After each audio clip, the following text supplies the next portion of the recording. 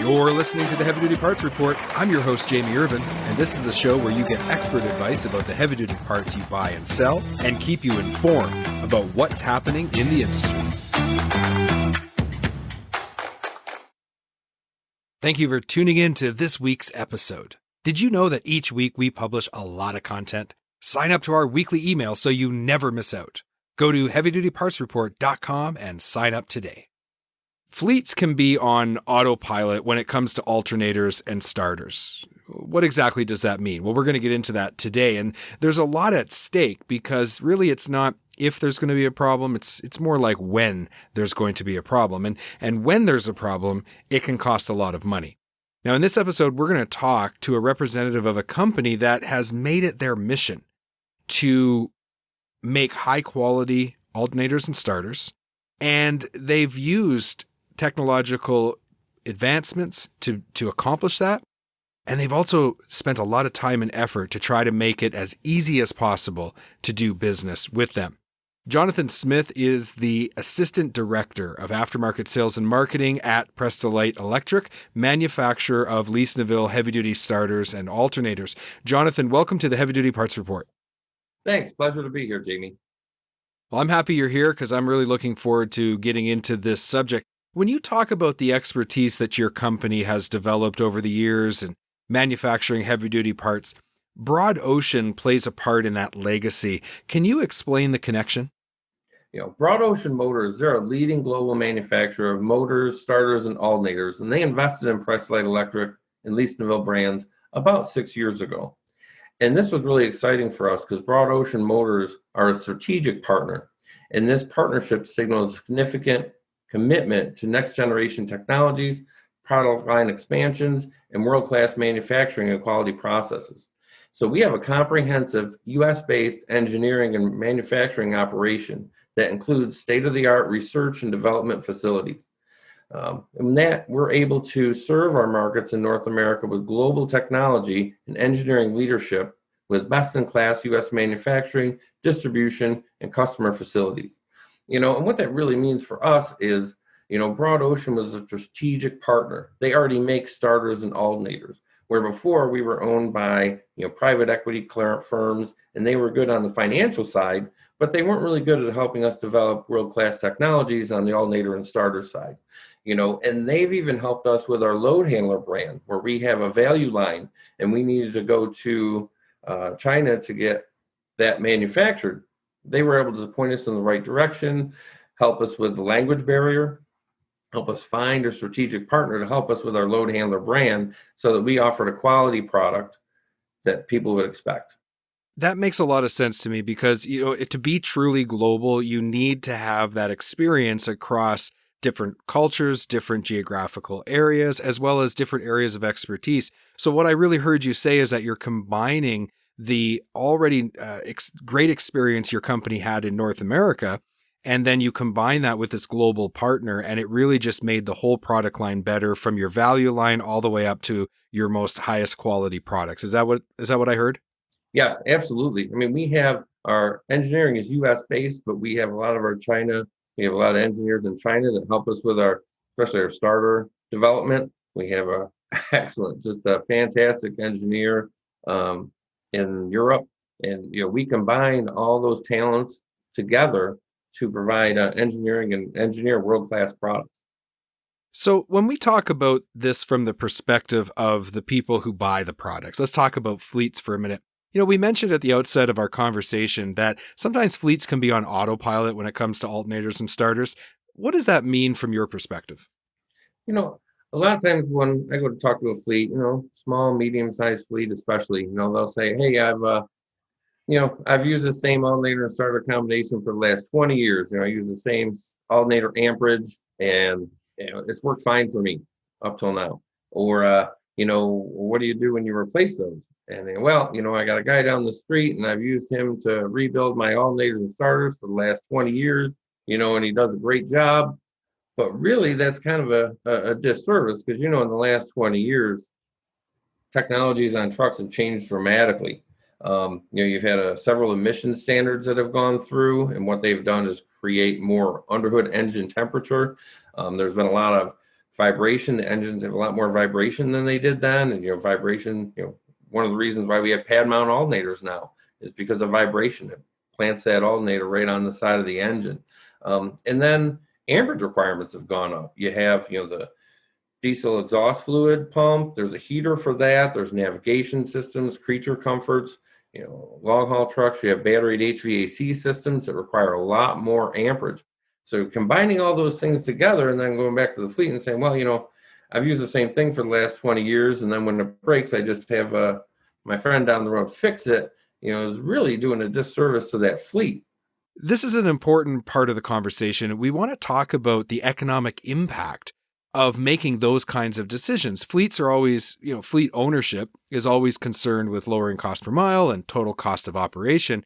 But sometimes the decisions that get made kind of at the shop level go against that. And it's not even on purpose. Sometimes it's just a lack of total understanding of the economic impact. So can you explain to me what the economic impact is of not staying up to date with the alternators and starters so that it matches the technology that the truck has? Yeah, and Jamie, it comes right down to, speccing the right size alternator for your application. If you don't have the right size alternator, it simply may not live as long. And then, when you're having component failures, alternator failures, downtime is pretty harsh. So, when we go to spec an alternator with a fleet, we look at the whole system. We look at the batteries, the starter, and the alternator. If you don't have the right size alternator for your truck, then power is going to be coming out of the batteries to help supplement the power the alternator can't provide. So your alternators are going to cycle a lot more. And then as your alternators cycle or get low, then you're going to have low voltage starts. And electrical components hate low voltage starts. Electrical systems as a whole hate running on less voltage than they're designed to run on. So making sure that you have the alternator and starter spec for your amperage requirements of your vehicle is critical. And we can kind of take a couple examples here. First example would be a long haul fleet. They've put a battery HVAC system on their truck, but they either haven't upgraded the alternator to accommodate for the requirements that those batteries are going to need to recharge as the truck goes down the road. So they're going to get less battery HVAC time. So if they don't have the right alternator, when the truck gets to a stop, instead of having 6 to 8, 10 hours of battery HVAC for the driver to rest in, he may only get 2 to 4 hours, so it's going to be more detrimental on the system. Your driver's not going to be happy. A lot of the fleets are looking for drivers, and you don't want to upset your drivers. And then if you kind of look at even like a short haul or final mile city kind of fleet, say a convenience store, where there's a convenience store every, 5 miles around the city. So the truck he pulls up, the lift gate goes up and down 3 or 4 times, and then he can't idle the truck. So the truck's off, lift gate's going up and down on batteries. Then the driver gets back in, he drives to the next stop, again, does the same thing. Now, if you looked at that truck from a load perspective, as far as lights, heat, it's a day cab, it's not going to have a lot of loads. But then you look at how the truck is operating, normally look at that truck and say 160 amp alternator is probably fine, but really you probably want a 200, 210 amp alternator, something with a lot more output at idle to make sure you're recovering those batteries a lot quicker between stops so that you're getting optimal performance. Your batteries aren't cycling too much. You're not doing low voltage starts, so speccing the right alternator is really critical for this. Right. And so you try to save a couple bucks on your alternator or starter in this situation, and now you're impacting all these other parts. You probably have to prematurely change the alternator and starter again. You got batteries, you've got other electric components that are maybe impacted by that low voltage. My old mentor always said, you kick over a rock and 8 spiders crawl out. Like the problems just expand exponentially. So I can see how if you're not factoring that correctly, you're really not taking into account the total cost of that decision. Yes, that's absolutely true. And I've had a lot of fleets talk to me about, when I go in and I talk to them about their alternator or, hey, I like to ask them, what are your issues? What do you have problems with as far as your electrical system? Hey, I'm having battery issues or I'm having starter issues. And then the first question I ask after that is, well, what alternator are you running? Oh, we don't have alternator issues. I know, but what size alternator do you have? And the example I just described, a lot of times, again, they have a 160 amp alternator. When I tell them I think they need a 210 amp, I don't need that much amperage. I don't have that many loads. But as a whole system in what you're doing with the truck, that's really the route you need to take in order to get optimal performance out of your truck, because it's a lot cheaper to put on a little more expensive alternator now than go out and have to give the guy a pull start when he's at 3 o'clock and it's rush hour traffic and you want to go home, he wants to go home, but you got to run out there and give him a pull start to get him home.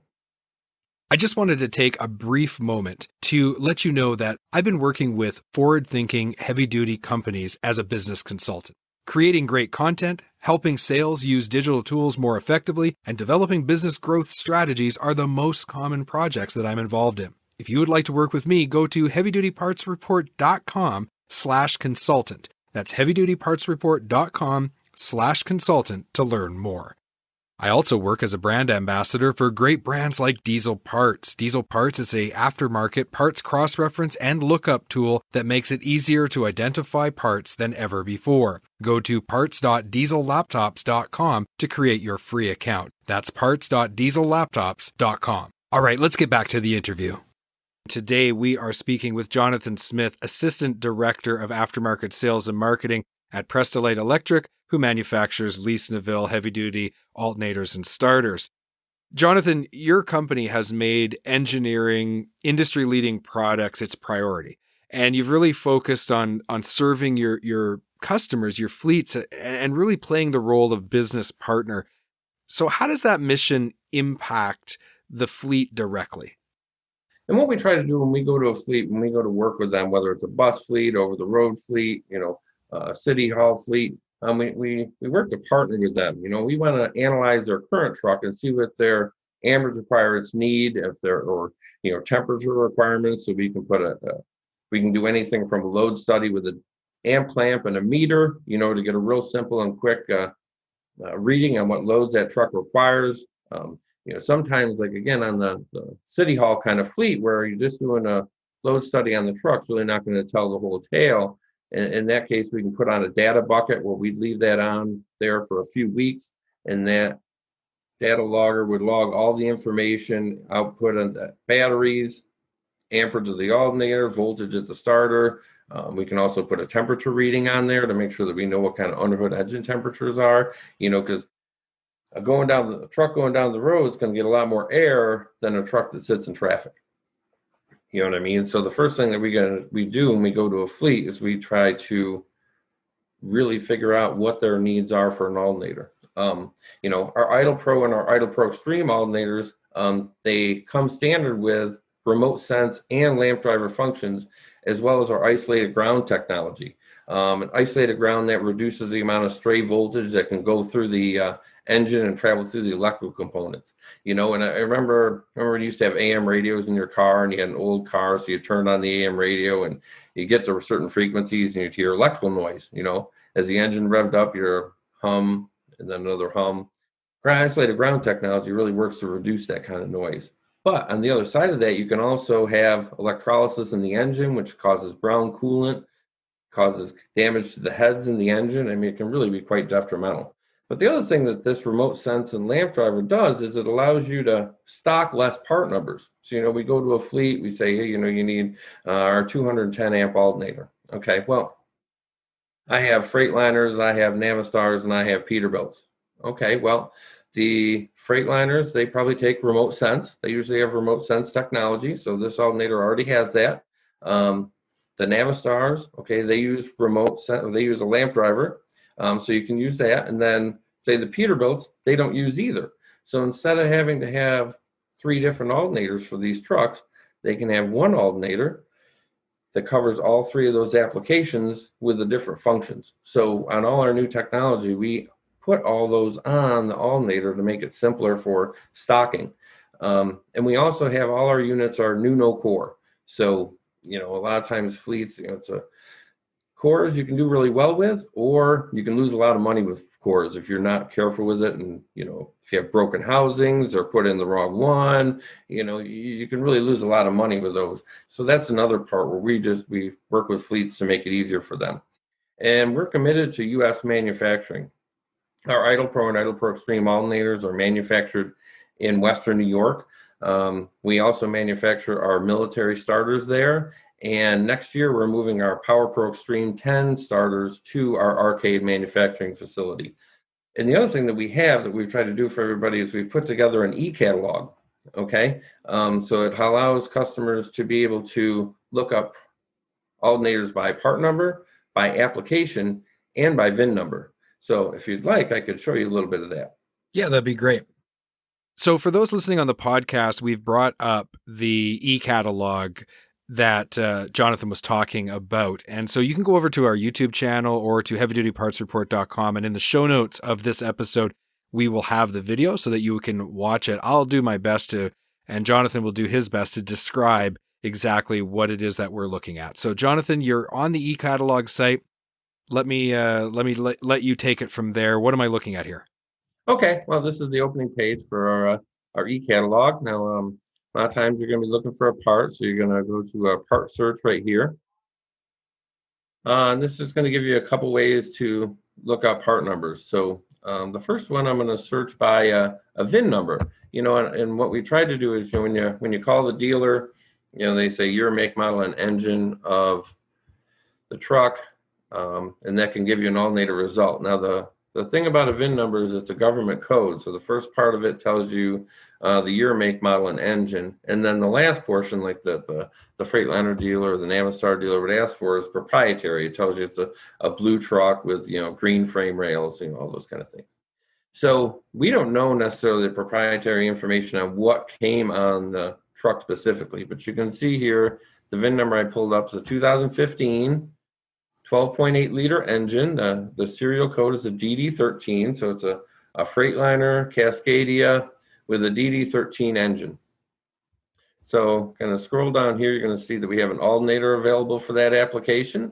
And then we have a few starter choices. Now, depending on what you need would be which alternator you pick. But you can roll over the application notes. This is a 350 amp brushless unit for battery to HVAC systems with no idle or other kind of things like that.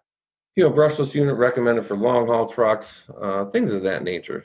What I like about what you're showing me too is that there's really good high quality pictures. It's very easy to see where to click to get the part detail information, and then like you said, there's those notes that are at the bottom of each card, and it's just you click on that and a little window pops up. So it's not constantly redirecting you to multiple pages. All the information is right there. So that's really convenient. Yeah. And then the other nice thing here too is, so say, when I'm going out with, when I go out and ride with an outside salesperson from a dealer or one of our aftermarket distributors, when we go to fleets, I'll encourage them to look at this stuff as well, because it would really be nice if the fleet looked it up and then called the sales guy and said, hey, I want this product. So say, for example, he picks this, the fleet looks at this and he picks this 170 amp Idle Pro alternator. So I'm going to click on here. Now, my customer, or the distributor, dealer, whatever, say he doesn't stock this unit. This is the unit the customer wants. He doesn't stock it. You can roll down here and you have associated parts and can use parts. Okay, so if he doesn't have the 170 amp in stock, but he has the 210 amp unit in stock, well, there you go. Hey, you're not going to notice the difference. It looks exactly the same. You can see here, you can go through the pictures and, okay, well, that's what mine looked like. Well, I want to go to the 210 amp. I'll just show you, it looks exactly the same. Okay, well, it looks the same. Okay, look at the back there. It's got your positive, your negative, your remote sense, your lamp driver. So it has all the features that you had in the previous one. But this gives the distributor an opportunity not to lose the sale and make sure he still gets the fleet, the part that they needed. And we always recommend never go down in amperage. So if your fleet asks for 170 amp, you gave them a 210 amp. An alternator only makes as much current as it's asked to make, as the system asks it to make. So going to a 270 amp unit, and this alternator can make 60 or 80 or whatever amps it needs all day long.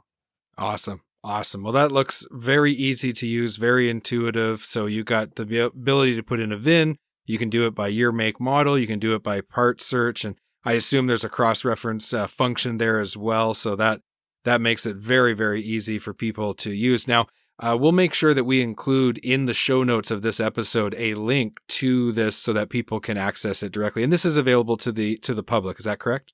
Yes, it's available to everybody, and this is just a small snippet of what this does. It has, there's bill of materials in there. So, if you have a starter and you accidentally, the starter fails your drop test in your shop and you break the solenoid, you can find a part for that. You can look up by part number. You can look up by application. You can look it up by attribute. And we have 2 YouTube videos on our YouTube channel that show you how to run this. Awesome. Well, we'll include the links there as well. So that's great. Well, thank you very much, Jonathan, for showing us how to use your ECatalog. I'd like to shift the conversation to vocational fleets. I live in northern Alberta in Canada. All around me is logging, but oil and gas as well. And in a lot of the oil and gas applications, trucks are working at idle. And there's many vocational applications where working at idle is an issue. Can you tell me a little bit about the technology that you have to help fleets that are in that specific scenario and kind of what makes it a better product? Yeah, and what we pride ourselves, at least in Neville, on having high output at low engine RPM. So to make sure, and even like years ago, I remember we used to, I'd be with one of my sales guys, the other friend, and we'd see a truck that pulled up, and then when he hit the brakes, the lights would dim.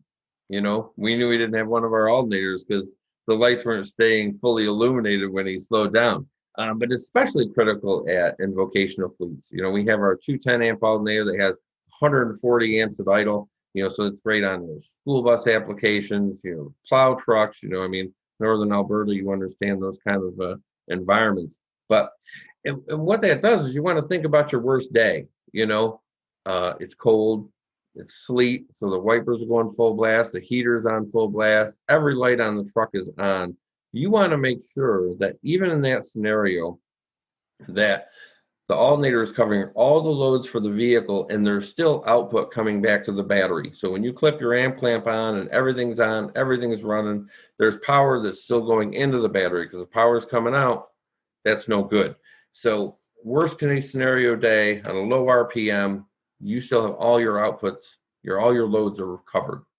So what solutions do you have for those that are looking to lower total cost per mile, total cost of operation with the highest quality products? You've talked about different grades of product. I'd really like to focus on that high end and really make sure people understand what's available to them and the impact it has on the operation of the total cost of their operation. Okay. Yeah. And we have and I kind of touched on, we have our load handler power products, which is our value line. But, when we set out to put out a value line, we looked at what our competitors did, and they may have focused more on having a lower cost product, or we focused on having a quality lower cost product. So we asked for NTN bearings, different stator varnish, different regulators, to make sure that stuff, really met the quality you expect for those kind of products. So, for older fleets, that's a really great product, but getting into our higher end stuff, we have our premium alternators, our Idle Pro and our Idle Pro Extreme units, and we cover those with our Press-Lite Power Promise warranty, which are Idle Pro units. It's a 3-year unlimited mileage warranty on our 210 and 240 amp versions. So it can really give your fleets a level of confidence in the product that it's going to perform. And then our Idle Pro Extreme alternators, those are high amp brushless units. We have 220 amp units with 200 amps at idle, all the way up to 420 amp units with over 200 amps at idle. And these are covered by our 4-year unlimited mileage warranty. And when you have our Press-Lite Power Promise warranty on these, it's a no hassle warranty.